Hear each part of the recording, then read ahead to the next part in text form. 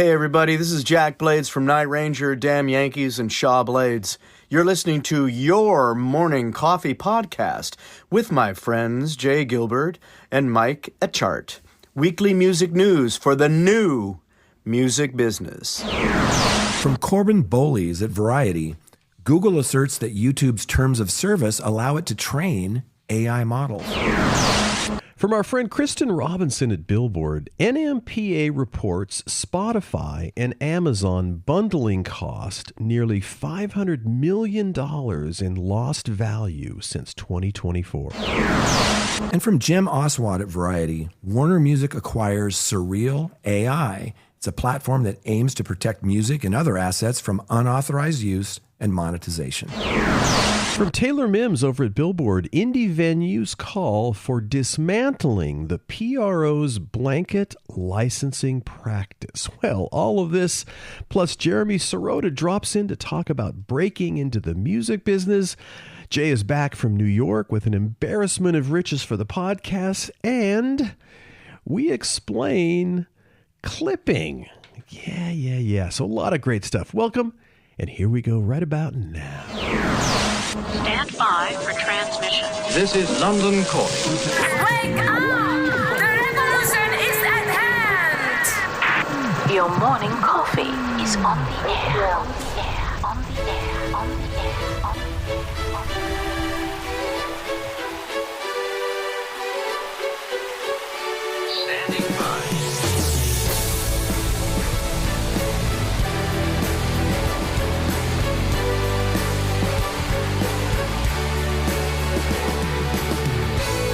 Your morning coffee, the weekly music news for the new music business.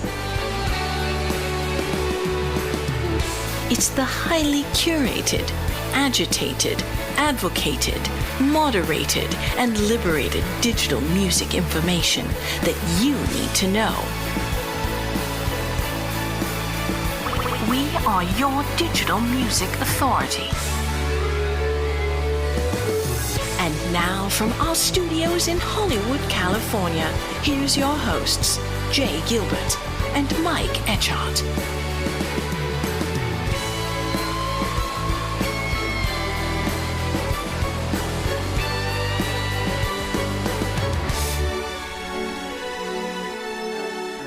Well, Jay, you were looking well and fit, and I know you had a great time in New York. I did. It was really great. It was A2IM's Indie Week, and I brought back some things for the podcast. Number one, we recorded the podcast live in front of an audience, and it was supposed to be with Zena White, who's the COO over at Partisan Records, and congratulations, Zena. They just were voted Label of the Year.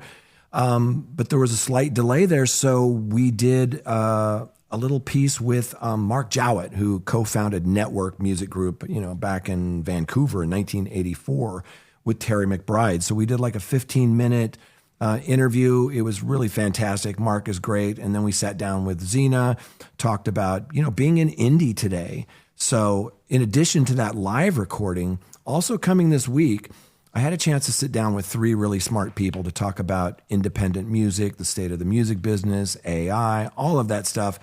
And they are as follows: Molly Newman from CD Baby, Ali Galani from Bandcamp, and Sean Johnson from Empire's company Top Drawer. They handle merch. And we've never really done this on the podcast, Mike, but we dove in and talked about the world of merch. It was super interesting. Awesome. Can hardly wait. Very, very cool. You were a busy boy in New York, without a doubt.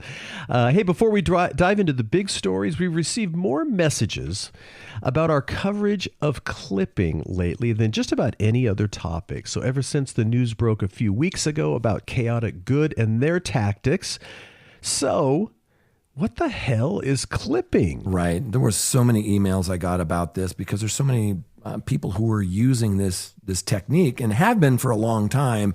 It's just that when that piece came out about Chaotic Good and Geese and some of these things, that now everybody's talking about it. So here's the short version for someone with no prior knowledge. Clipping is paid, coordinated social media seeding designed to look like it's organic. You hire a network of independent contractors called clippers, right, to take short, shareable video content related to your artist. Maybe it's a meme using their song or a live performance snippet or a red carpet moment, whatever it is.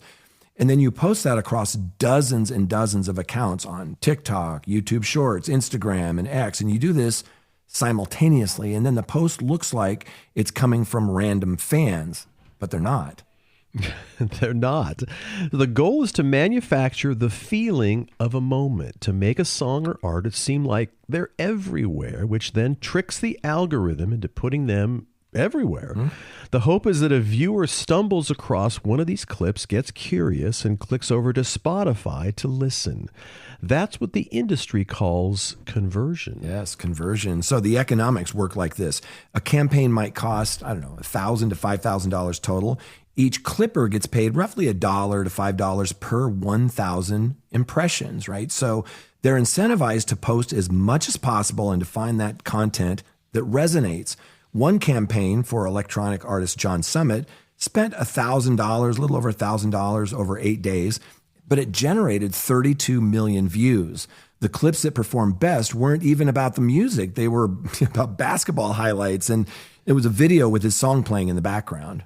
Right. Well, why is it spreading so fast? Well, unlike influencer marketing, where you can pay one celebrity, say $50,000 for a single post, clipping floods the zone, so to speak, cheaply across many accounts. It also doesn't require the artist to do anything. No content captures, no press schedules, no social obligations.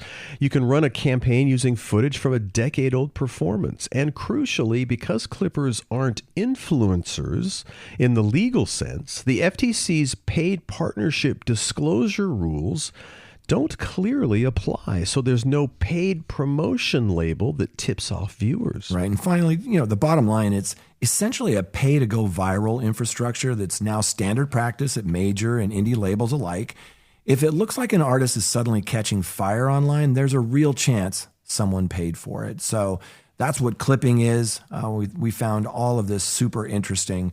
Another thing this week before we jump into the stories is our friend Jeremy Sirota posted a piece on LinkedIn that really resonated with us this week, and it's called Breaking into the Music Business.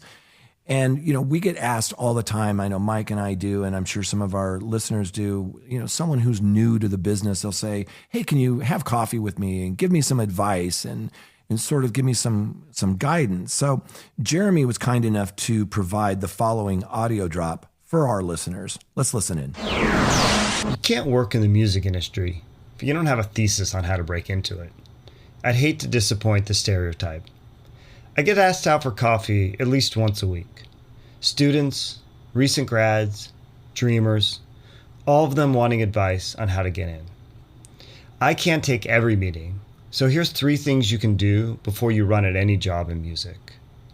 Number 1, don't wait. Just start. Pick one thing and go do it. Start a band, manage a friend's band, volunteer at a festival, write a music blog. DM people you admire, but only if you're ready to be rejected 99 times out of 100. Number 2, start with the unglamorous stuff. Everyone wants to sign the next big act. Instead, begin with data, operations, product. Learn the guts before you chase the glory. Hustle gets you the interview. Skills get you the job. And if they don't, well, at least you have skills. Number 3, decide if you're in it for life or be honest about your off-ramp. Roger Federer was the best there ever was, and he only won 54% of his points. Only a few percentage points separated greatness from obscurity. Be honest with yourself about what not making it looks like. Let's be clear, none of this guarantees anything.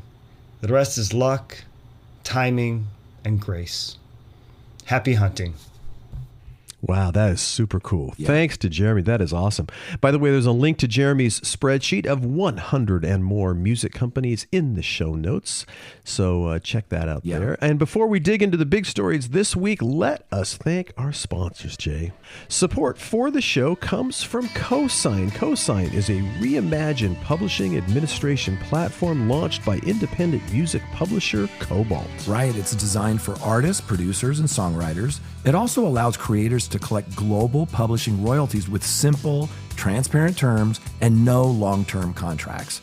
Right, in its first year of operation, Cosign was named one of the 10 most innovative music companies by Fast Company. Find out why at cosignmusic.com. And by the way, every week I get to hang out with my good friend, Jay Gilbert, music business consultant, educator, curator of the weekly Your Morning Coffee newsletter, and a former executive with Universal Music, Sony Music, and Warner Music Groups. And I get to do this show every week with my good friend Mike Etchart, longtime host of Sound and Vision Radio, formerly of SST Records, Warner Music, Capital EMI, and Universal Music Group. Well, let's jump into our stories, Jay. The first one from Corbin Bowles over at Variety. Google asserts that YouTube's terms of service allow it to train AI models. Oh boy, this was a hot story this week. So a group of indie musicians filed a class action lawsuit in the U.S. District Court of the Northern District of Illinois in March, and that alleged that Google illegally used their music to train its AI models, specifically Lyria, its music generator that's now embedded in Gemini.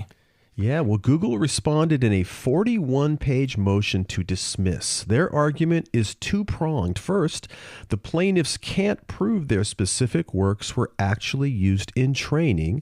And second, critically, even if they were, it wouldn't matter because uploading to YouTube means you already agreed to let Google do exactly that. Oh boy. So Google pointed to the existing YouTube terms of service, and that grants the platform a worldwide, non-exclusive, royalty-free, sub-licensable, and transferable license, that's a mouthful, to upload content, allowing it to reproduce, distribute, prepare derivative works, display, and perform it as part of its business. So Google's position is that AI training falls squarely within that language. Right. This is a notably different legal strategy from competitors like Suno, Udio, and Anthropic, who have all argued fair use in similar lawsuits brought by major labels. Well, here's what you need to know about all of this. Right. So the first one, uploading to YouTube may have already signed away more rights than you realized. Google's argument is that the terms of service artists agreed to when uploading their music is broad enough to cover AI training. If courts agree, this would be a significant and largely invisible transfer of rights that most creators never even considered. Wow. Well, this is a new legal theory and more aggressive than fair use. Other AI companies have argued that training on copyrighted material is fair use.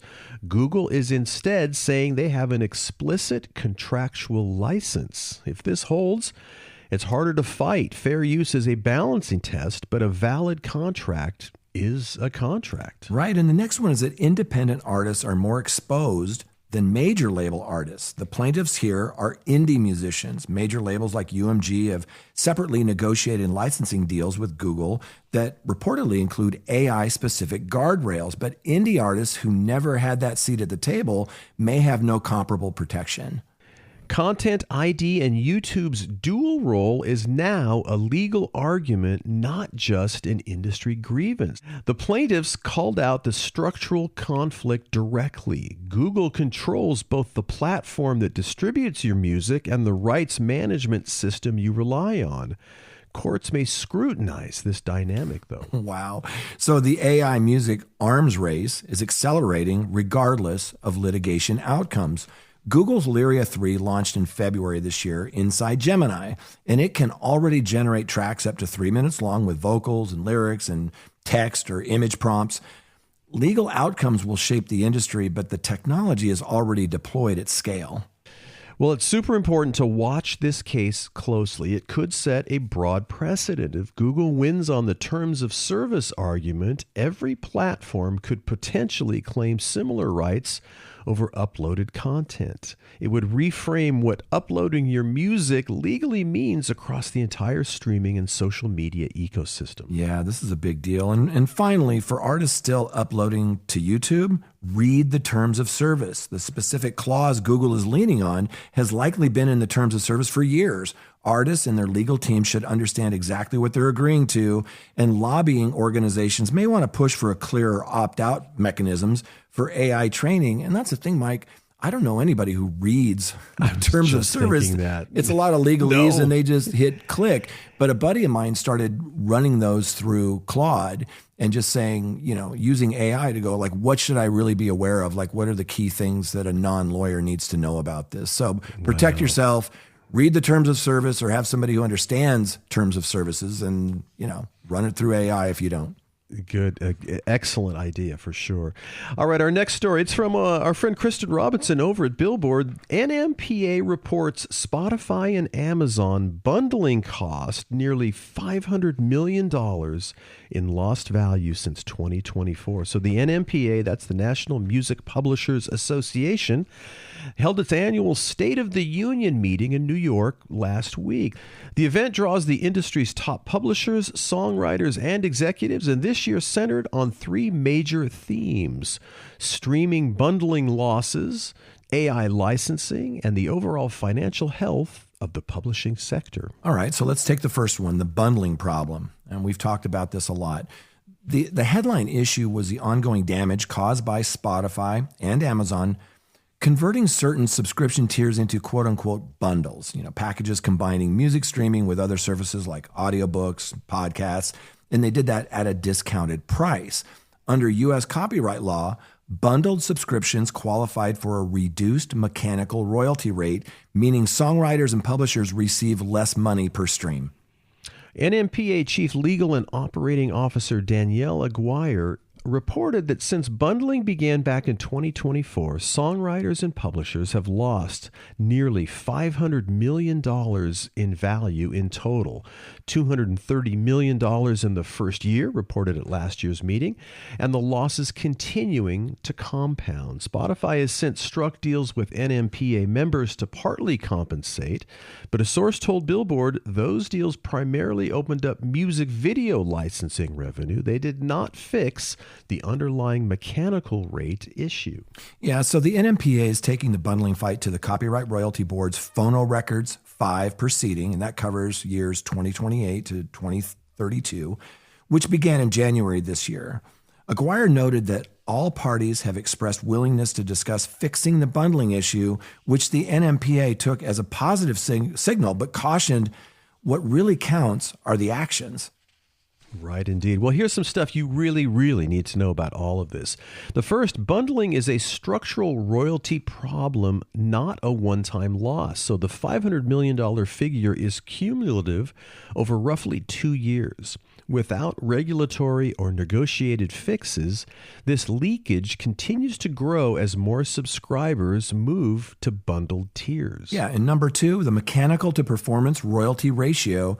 That shift is a warning sign. The flip from mechanical dominant to performance dominant payouts, it matters because mechanical royalties, via the MLC, they carry no admin fee. Any further erosion there hits songwriters harder than a comparable performance royalty reduction would. Right. So a third point, the fix has to come through the CRB, not just private deals. So Spotify's side deals with NMPA members helped at the margins via music video licensing, but didn't address the underlying rate structure. The Phonorecords 5 proceeding, again, that covers 2028 to 2032 rates, is where the real battle will be fought. Right. And point number 4, publishing is outpacing recorded music. And that's a structural positive. 4 straight years of publishing outgrowing recordings reflects diversification of publishing revenue streams. Sync in particular is strong at 24%, and the compounding value of catalog.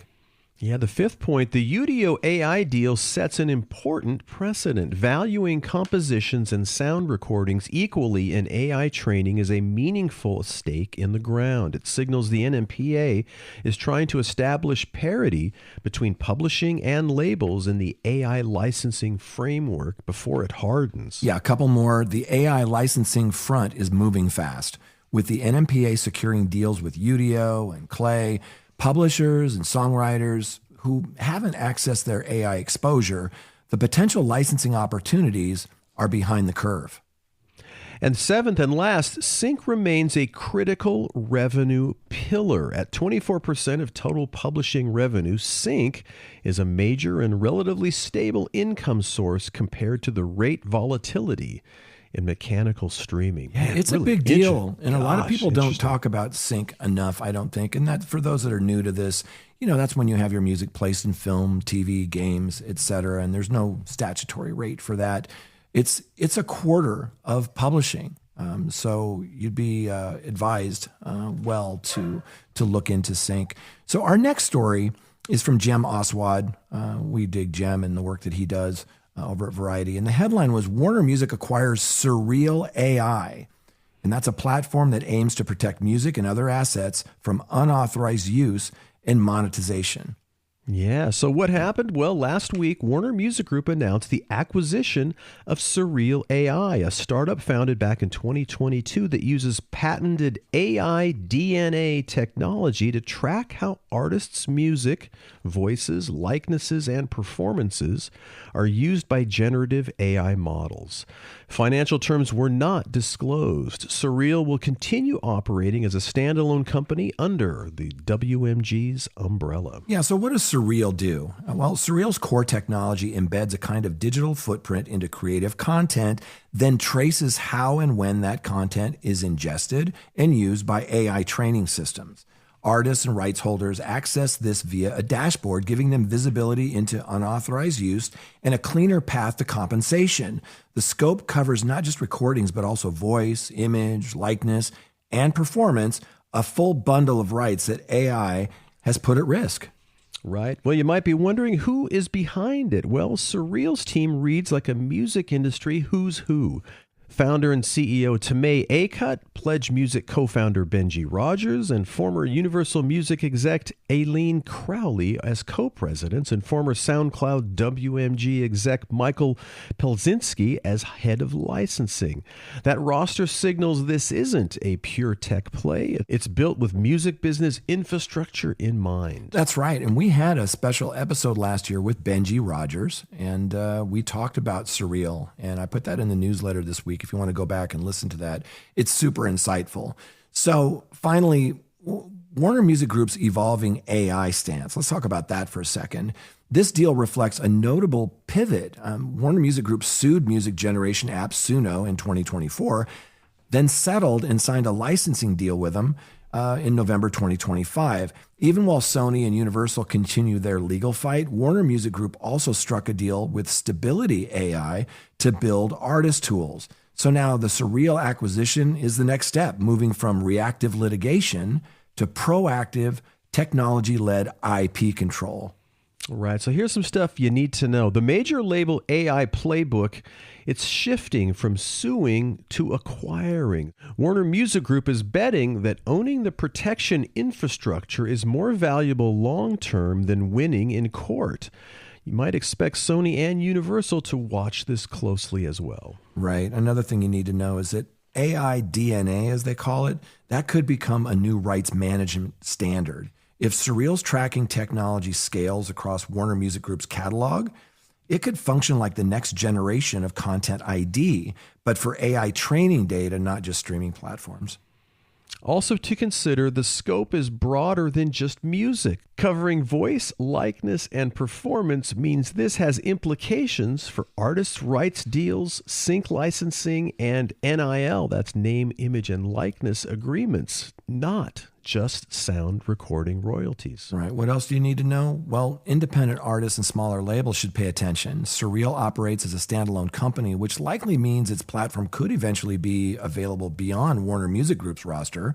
Watch for licensing or white label arrangements. Another point, the compensation question is still open. Surreal makes it easier for artists to be compensated, but the article doesn't detail the actual payment mechanisms or whether AI companies are obligated to participate. The technology creates visibility. The commercial and legal framework to monetize it are still being built. Yeah, and lastly, Warner Music Group's Suno licensing deal is a live experiment. That license-backed model is currently being tested.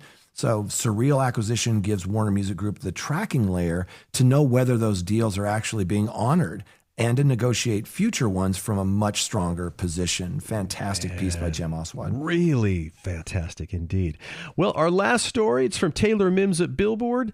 Indie venues call for dismantling the PRO's blanket licensing practice. So members of the National Independent Venue Association, that's NIVA, and the National Independent Talent Organization, that's NITO, discuss the issues and solutions surrounding PRO's use of blanket licenses at NIVA's 26th conference. Right. And under the current system, venues pay each PRO, that's BMI, ASCAP, CSEC, etc., a percentage of ticket sales regardless of whether any songs registered with that PRO are actually performed.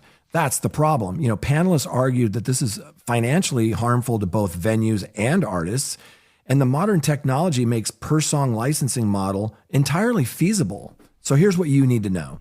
Right. Well, here's what you need to know for sure. The blanket license model creates a pay everyone regardless problem. PROs collect fees from every show, again, even if none of their registered songs were performed. NITO found some artists paid up to $15,000 in PRO fees on tour and received just $26 back for performing their own music.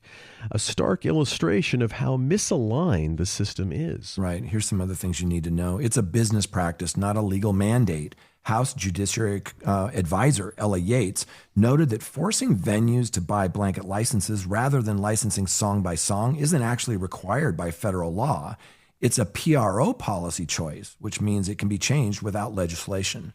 Right. Well, here's the irony. Technology already exists to fix it. Tools like TourTech's Sarah platform and Shazam-style audio recognition could enable precise, per-song royalty tracking in real time. The UK's PRS and Music Venue Trust are already piloting this approach with Audoo's audio meter technology across 120 grassroots venues. Wow. Again, really great stories this weekend. Fantastic. Just amazing where technology and everything is going. So it is time to wrap up the show. The Your Morning Coffee podcast is sponsored by our friends over at Cosign. Cosign was named one of the 10 most innovative music companies by Fast Company.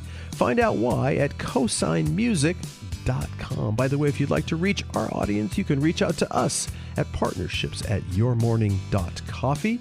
By the way, if you liked the show, please just tell one friend. Jay and I would certainly appreciate that. And the music, by the way, is by our friends, the Licorice Quartet. So on behalf of Jay Gilbert, I'm Mike Etchart. Thanks for listening in this week, and we will be back next week on the Your Morning Coffee podcast.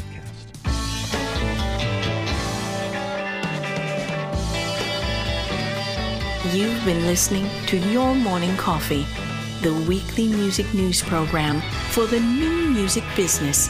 Join Jay Gilbert and Mike Etchart next time for the digital music news you need to know.